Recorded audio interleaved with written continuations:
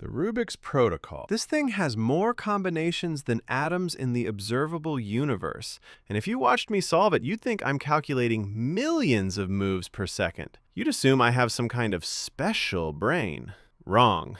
I'm not thinking at all. My hands are running a recipe while my brain is thinking about what I'm going to eat for dinner. Here's what nobody tells you about polyglots, speed cubers, and anyone who looks smart at something. They're not calculating. They're remembering. There's a massive difference. And that difference, it's the exact reason you've been failing at Spanish for 3 years. I want you to picture someone solving a Rubik's Cube. What do you see? Genius, right? Fast hands, faster brain. Now picture a cook making pasta. Same hands, same speed, but you don't think they're a genius. You just think they've made a lot of pasta. Why do we give one person God status and the other one an apron? Because we can see the spaghetti. We know what noodles are, but we don't understand the cube. Language works identically. When someone switches from English to Japanese mid-sentence, your brain screams, "Impossible! They must be brilliant!" But their brain? Their brain is bored because they've cooked that sentence 1,000 times. They're not translating. They're not calculating grammar rules. They're just remembering the recipe. And that feeling, that bored, unbothered, almost lazy feeling, that's fluency. So the question becomes, how do you get there? Speed cubers use something called CFOP. 4 steps, cross, first 2 layers, orientation, permutation. Sounds complicated? It's not. Each step is just a handful of memorized moves. You don't think, you execute. Your brain does the exact same thing when you speak your native language. You don't conjugate verbs in your head. You don't diagram sentences. Words just appear. The problem? You've been trying to learn languages like you're solving the cube randomly, turning sides and hoping colors magically align. That's not how anyone has ever gotten good at anything. Let me show you the 4 algorithms. Algorithm 1, the white cross. In speed cubing, you always start the same way. Doesn't matter what the cube looks like. You build the white cross first. It anchors everything. In language, your white cross is the top 300 words. Here's a number that's going to bother you. 100 words make up half of everything people say. Half. Not 10,000, not the whole dictionary. 100 words cover 50% of daily conversation. So why are you learning the word for archipelago when you can't order food? The first algorithm is brutal simplicity. Get the 300 most common words. Ignore everything else until these are automatic. No thinking, just recognition. You're not learning a language. You're building the anchor that holds everything together. Algorithm 2. F2L. This is where most people quit in cubing. F2L is the longest phase. You're pairing corners and edges layer by layer, and it looks like absolutely nothing is happening. The cube still looks broken. Progress feels invisible. Sound familiar? This is the intermediate plateau, the place where your Spanish is good enough to be frustrating, but not good enough to be useful. Here's the secret the speed cubers know. You don't need to talk yet. Seriously. Stop forcing yourself to speak. That feels backwards, right? How will I learn to speak if I don't speak? How did you learn your first language? Did you come out of the womb giving TED Talks? No. You listened for years. You absorbed patterns. You downloaded the software before you tried to run it. There's a phase called the silent period, and it's not laziness. It's strategic data gathering.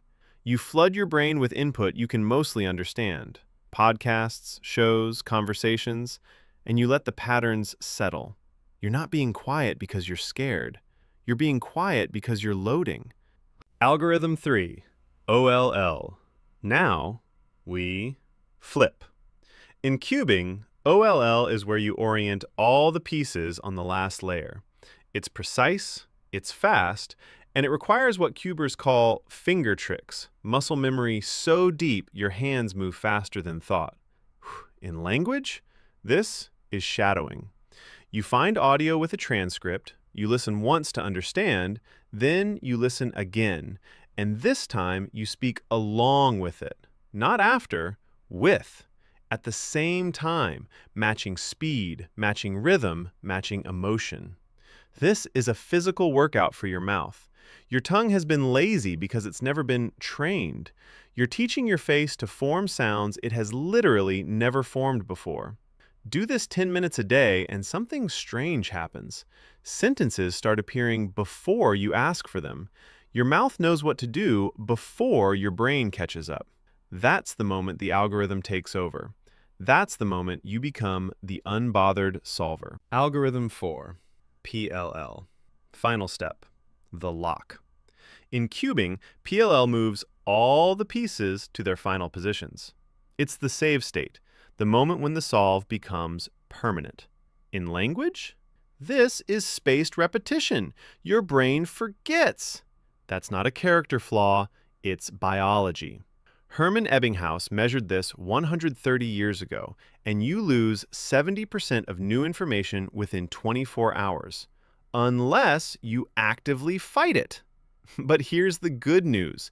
Your brain forgets predictably. Spaced repetition systems, apps like Anki, calculate the exact moment you're about to forget something and hit you with a reminder right before it slips away. You're not trusting your willpower. You're trusting an algorithm. The algorithm remembers so you don't have to. This is your external hard drive. Every word you learn gets locked in permanently because you're not relying on your flawed meat brain to do the job. So what's the difference between you and a polyglot? Not intelligence, not talent, not some magical gift. Time. The 100 by 100 Rubik's Cube isn't harder than the 3 by 3. It's the same moves, the same patterns, the same boring, repetitive algorithms. It just takes longer. The polyglot who speaks 8 languages didn't do anything special. They just turned the cube more times. They sat in the silent period longer. They shadowed more hours. They trusted the spaced repetition longer. They got bored with the process and kept going anyway. That's the whole secret. The reason I look unbothered when I solve the cube isn't because I'm smarter than you. It's because I've made my peace with the grind. I stopped trying to be a genius and started being a machine. And machines don't get frustrated. They just execute the next move. Here's your algorithm. If you pour your morning coffee, then you review 5 flashcards. If you get on the train, then you shadow for 1 stop. Tiny, boring, repeatable. The cube isn't judging you, it's just waiting for the next turn. So stop trying to solve it all at once. Stop waiting until you're ready to speak. Stop pretending you need a special brain. You don't need to be smart. You need to be stubborn. Pick up the cube.